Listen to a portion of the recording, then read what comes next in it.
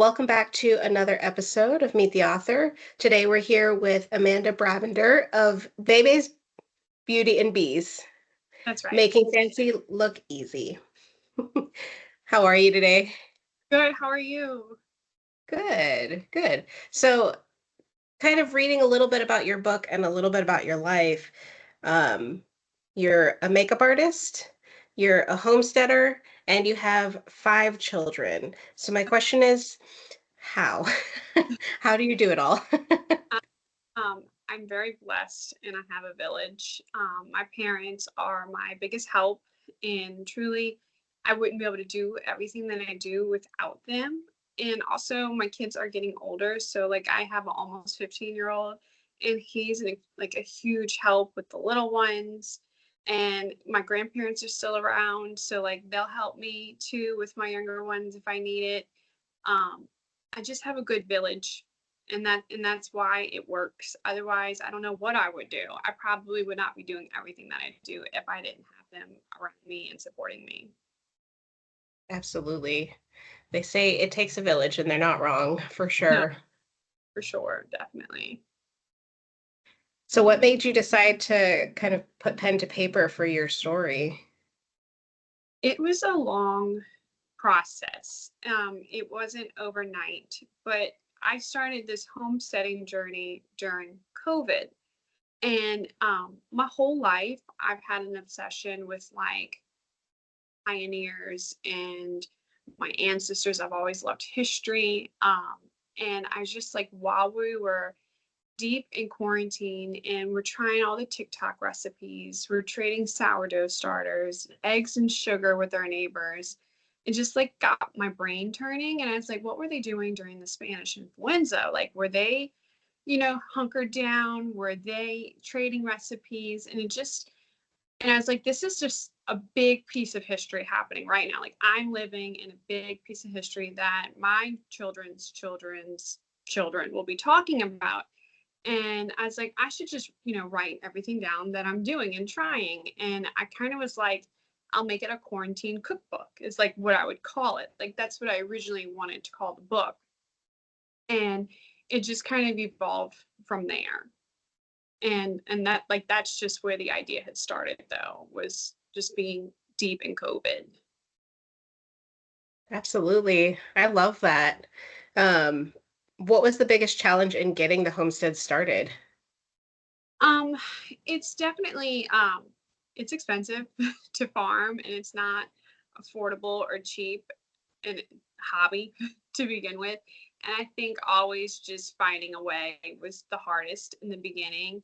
And I think financial, that's the hardest. And then I live in the city, so the next hardest thing is like finding someone who has a tractor to come till my land, and like that was another big piece. And being in the city also is finding like a community here, and like finding people to just kind of mentor you or guide you, because again, you're in the city. It's not like if I was 2 hours north from where I'm at. And I think those were my biggest challenges. So, in the book, you talk kind of a little bit about that with the mentorships. Do you have like a solid mentor who's like helping you through the homesteading? I did in the beginning. I he kind of like showed me bees, and he showed me gardening, but he comes from an older generation, and he was a beekeeper, and he owned a bee extermination business. And while he was very good to me and gracious and taught me a lot, I noticed that he wasn't rescuing bees and he wasn't saving bees. He was always exterminating. And a lot of people gasp and they get really like upset. But you have to remember, Save the Bee movement, he's only been around for about 15, 20 years. And this guy's been doing it. He's in his 80s. And he's only doing what he's been doing and what he knows, and I just knew I could do it a little bit different, and I don't want to say better, but I definitely felt like I could just do better to the bees by, you know, always trying to rescue. So that's when I kind of like pulled away, and I was like, grateful for the knowledge that he gave me, grateful that he gave me the time to learn, but I just knew that I could do better. And I had to learn a lot from online. Like there's Facebook communities and then there's YouTube.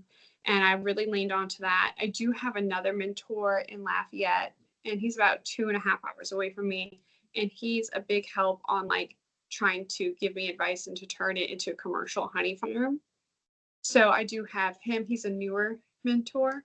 Um, but I also took a program. I went to a class with the USDA in Alexandria, Louisiana, which is about 4 hours away from me. And every 2 weeks, I would drive there and back in one day to do this farmers training program to teach you how to like run it as a business. And I've really met a lot of great people while they weren't in the bee and honey world. They were in other, different aspects of the farming world. And I really made some of the best friends and community there as well that helped me in other ways on the farming business side of things.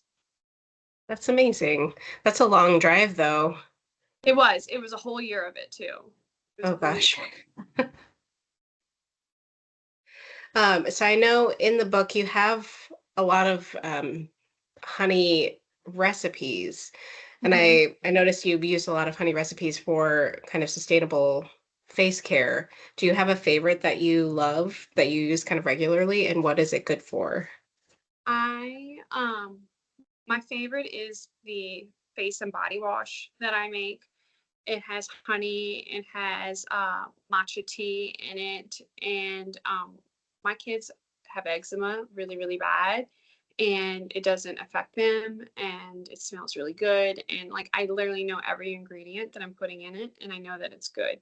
Where other stuff you can't even pronounce the ingredients in it, and I love it. It's a great seller when I do farmers markets, and I also love. At first, I made it as a lotion, but it actually removes makeup really, really beautifully. And I use beeswax in it and honey. And that's another one of my favorites that is in the book. Amazing. I'll have to look up the beeswax one for makeup remover. I'm always looking for a good makeup remover. No, um, So then do you have, since you have kind of your favorite recipes for face care, do you have a favorite for the cookbook side of things? I use honey in everything. I'll use it to like replace sugar. So, like my corn casserole, instead of putting sugar, I'll put honey in it. Um, I love my sweet potato salad. I cook the sweet potatoes in the honey. It is so delicious. Literally, I had a friend who just sent me a photo. She made my salad and she's like, I cannot eat any other salad. Like, this is my favorite. And Brussels sprouts. I love putting it like making a glaze with Brussels sprouts with it. It's if I can put honey on it, I put it on everything. I love that. How is the kind of business side of things going? I know I've seen your Instagram and you're starting to kind of jar up the honey now. Um, So our honey side of the business is about 85, is about 15% of our revenue with our company.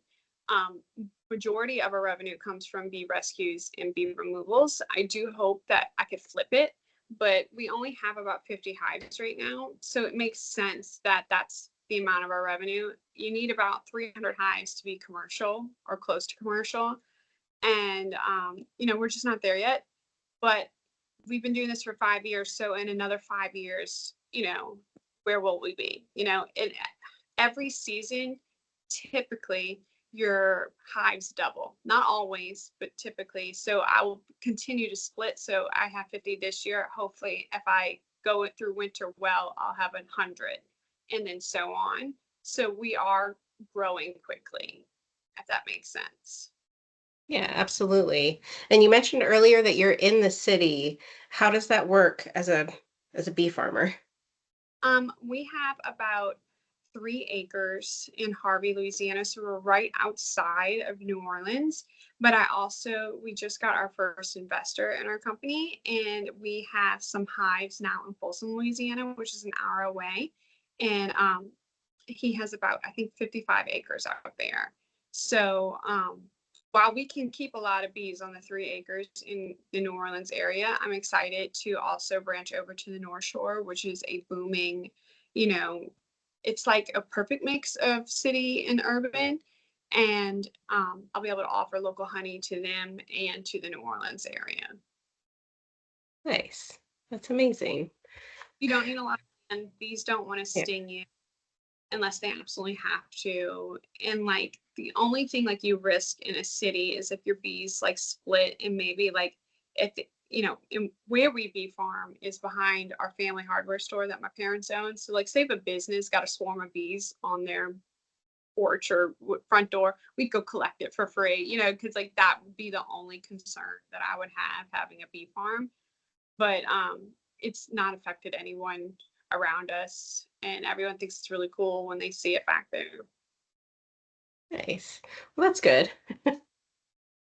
Now, since you started everything kind of during COVID, do you have any really memorable stories about either the homesteading, or cooking, anything kind of that led to the book? I just definitely what's been interesting is taking kids into the farm, especially being in the city. I started volunteering more with 4-H and like showing kids like beehives or how to garden, or they've helped me harvest food and they don't know where their food came from. And I think that's been a real eye opener in the past 5 years, and something that I want to keep offering the community to come dig in beehives and learn more. And I think that's been one of the biggest, memorable things that I've, in the past 5 years. Yeah, that's beautiful. It is crazy how, like, nowadays people just think the food comes from the grocery store. And it's Yeah, like, okay, but where does the grocery store get it from? It's right. got to come from somewhere. When most people don't understand too, like why eating and shopping is so important is most of the food that hits our plates, it drove 1,500 miles to get on your plate. So we're not eating locally. And I think it plays a big factor into our health and allergies because we're not eating where local food. You know what I mean? Um, so yeah, it's been an interesting journey and I've learned a lot since getting deep into homesteading. Yeah, absolutely. Well, thank you so much for chatting with us today. Just kind of a quick, brief chat with you. Your book will be available in May. Do you have any big events planned for the launch? I do. I have a private party on May 20th. I have about 100 people that are going to be there, but I do on May 17th have my first book signing that anyone can come to at Barnes and Noble. I think I'm going to be there between 3 and 5. And I'm really excited about that and to meet people and to sign my book. And I'll probably bring some honey with me and share it with everyone. It. Well, thank you so much for chatting with me. Again, Bebes, Beauty and Bees, Making Fancy Look Easy by Amanda Bravender will be available in May. All right. Thank All right. you.